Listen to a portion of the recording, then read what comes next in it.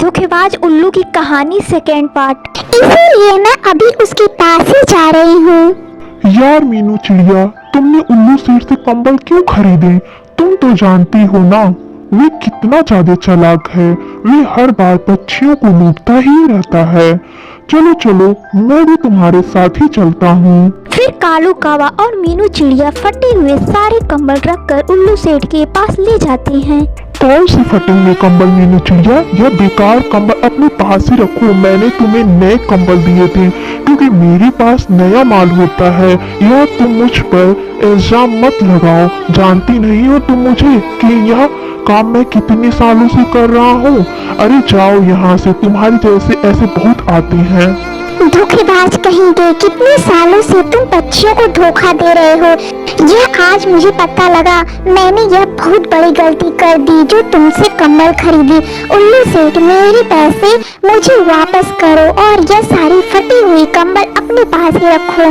ये फटी पुरानी बेकार कंबल मैं कभी वापस नहीं करूँगा। जो करना है वे कर लो।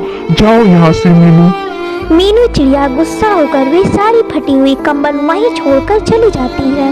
कालू कावे, उल्लू सेठ तो बहुत ज्यादा ही चालाक है। अपनी गलती मानता ही नहीं। कहता है कि वे कंबल वापस नहीं करेगा। मेरे तो समझ में नहीं आ रहा है, आखिर मैं उल्लू सेठ से कंबल के पैसे कैसे लूं? तुम चिंता ही मत करो मीनू चिड़िया। अगर वे उल्लू सेठ चालाक है तो मैं महा चालाक हूँ। अब तुम देखो मैं उस उल्लू सेठ की चालाकियाँ कैसे निकालता हूँ। फिर कालू कावा मीनू चिड़िया को अपने साथ लेकर चला जाता है। कालू कावा मीनू चिड़िया के साथ उल्लू सेठ के गोदाम पर जाता है और वे दोनों उल्लू सेठ पर नजर रखे हुए थे। जितने इनमें से जितने भी अच्छे कंबल हैं वे सब अलग कर दो, क्योंकि अच्छे कंबल मैं अमीर बच्चियों को बेचूंगा। बाकी फटे पुराने कंबल मैं फेंक कर अपना नुकसान तो नहीं कर सकता, इसीलिए फटे हुए कंबल मैं गरीब बच्चों को बेवकूफ बनाकर बेच दूंगा। ये सारी बातें कालू कावा और मीनू चिड़िया भी सुन रहे थे। देखो कालू कावे, कितना ज्यादा शातिर है ये उल्लू सेठ। शायद जानता नहीं कि मैं इससे कहीं ज्यादा चालाक हूँ।